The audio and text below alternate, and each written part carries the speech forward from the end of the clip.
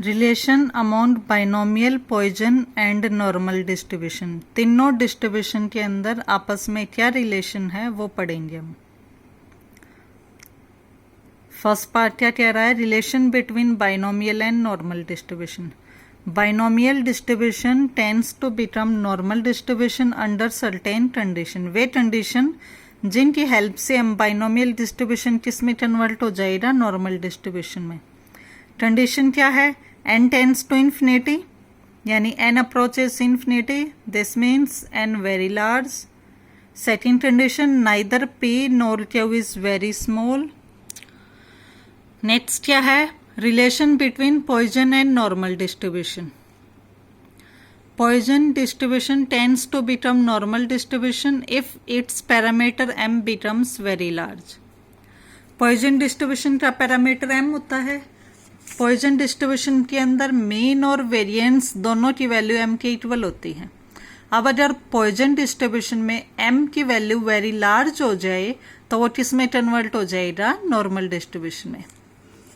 Next है difference between normal and binomial distribution. तो देखते हैं डिफरेंस क्या है नॉर्मल और बाइनोमियल में। फर्स्ट है नेचर। बाइनोमियल डिस्ट्रीब्यूशन जो है वो डिस्क्रीट प्रोबेबिलिटी डिस्ट्रीब्यूशन है। बाइनोमियल कैसी है, डिस्क्रीट प्रोबेबिलिटी डिस्ट्रीब्यूशन। लेकिन नॉर्मल है जो डिस्ट्रीब्यूशन वो है कॉन्टिन्यूअस प्रोबेबिलिटी डिस्ट्रीब्यूशन। आपने प्रोबेबिलिटी डिस्ट्रीब्यूशन पढ़ी थी दो तरह की, डिस्क्रीट और कॉन्टिन्यूअस। डिस्क्रीट के अंदर क्या क्या पढ़ा था, बाइनोमियल और पॉइजन, और कॉन्टिन्यूअस के अंदर नॉर्मल। फिर आ गया प्रोबेबिलिटी फंक्शन। बाइनोमियल का प्रोबेबिलिटी फंक्शन क्या होता है, NCH P की पावर h Q की n माइनस h, और ये किसके लिए है, नॉर्मल डिस्ट्रीब्यूशन के लिए। क्लियर। थर्ड आ जाओ, value of n। Binomial distribution में वैल्यू ऑफ n क्या होती है, फाइनाइट, लेकिन नॉर्मल डिस्ट्रीब्यूशन में value of n very large यानी n tends to infinity. Fourth है value of p and q। Binomial में p और q की वैल्यू अप्रोक्सीमेट टू 0.5 होती है, लेकिन नॉर्मल में p और q की वैल्यू नाइदर p और nor q is very small.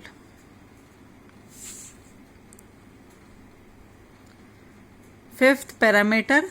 Binomial में पैरामीटर आपके n और p होते हैं, लेकिन नॉर्मल डिस्ट्रीब्यूशन के अंदर पैरामीटर होते हैं h बार और सिग्मा। फिर है शेप। बाइनोमियल डिस्ट्रीब्यूशन की शेप सिमेट्रिकल भी हो सकती है और नहीं भी हो सकती, लेकिन नॉर्मल डिस्ट्रीब्यूशन की शेप कैसी आएगी, सिमेट्री। ये किस चीज में डिफरेंस था, नॉर्मल में और बाइनोमियल में।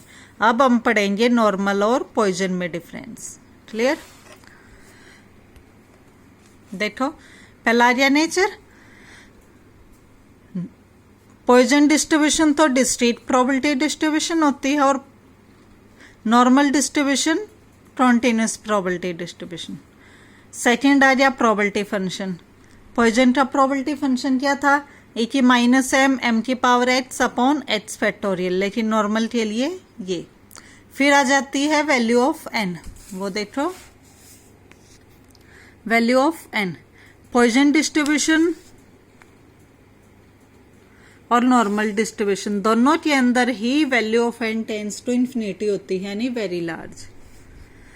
फोर्थ है value of p and q। Poisson distribution में value of p approximate to 0 जाती है और value of q approximate to 1, लेकिन नॉर्मल डिस्ट्रीब्यूशन के अंदर p और q दोनों की वैल्यू वेरी स्मॉल नहीं होती। पैरामीटर।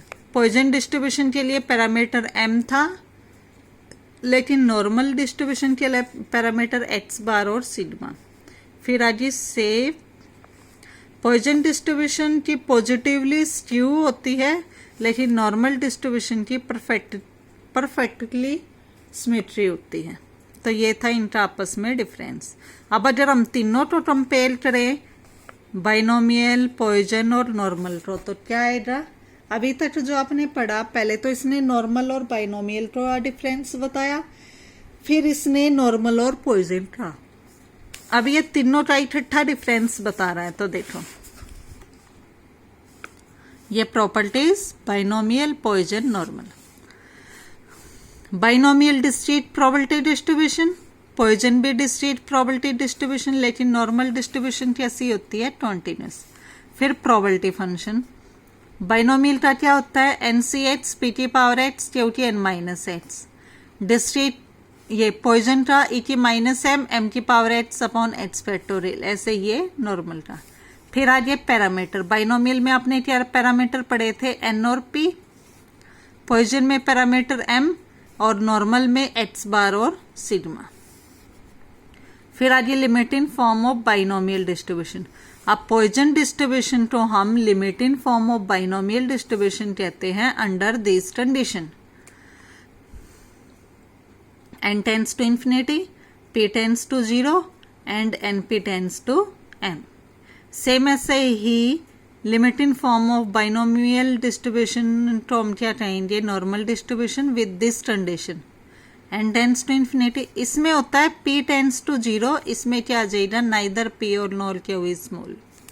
फिर आ जाए मीन और वेरिएंस, बाइनोमियल का mean np, variance np Q, poisson का m और m, और नॉर्मल का मीन तो डिनोट करते h बार से और वेरिएंस तो सिग्मा स्क्वायर से। फिर आ जाए शेप, बाइनोमियल की सिमेट्रिक भी हो सकती है और एसिमेट्रिक भी हो सकती है। पॉइजन की पॉजिटिवली स्क्यू होगी और नॉर्मल की परफेक्टली सिमेट्रिक। तो ये तीनों में हो गया डिफरेंस, क्लियर है। उसके बाद आ गया कि आप नॉर्मल कर्व के अंदर एरिया कैसे निकालेंगे, यानी आगे क्वेश्चनों में जब एरिया निकालना आएगा तो आप कैसे करोगे। तो इसमें क्या है, नॉर्मल वेरिएट होता है h। सबसे पहले तो हम नॉर्मल वेरिएट को जेड ट्रांसफॉर्मेशन में कन्वर्ट करेंगे, यानी किस में कन्वर्ट करेंगे, स्टैंडर्ड नॉर्मल वेरिएट में। कैसे कन्वर्ट करेंगे, जेड की वैल्यू क्या होती है, x Z equal to x minus x bar by sigma. Example लेके चल पड़ते हैं। मान लो किसी क्वेश्चन में मीन की वैल्यू 30 है, स्टैंडर्ड डेविएशन 5 है और x की वैल्यू 35, तो उसके लिए स्टैंडर्ड नॉर्मल वेरिएट क्या बनेगा, x की वैल्यू पुट कर दो x बार की और सिग्मा की क्या की वैल्यू 1, यानी जब x की वैल्यू 35 है तो स्टैंडर्ड वैल्यू z की क्या है 1। क्लियर।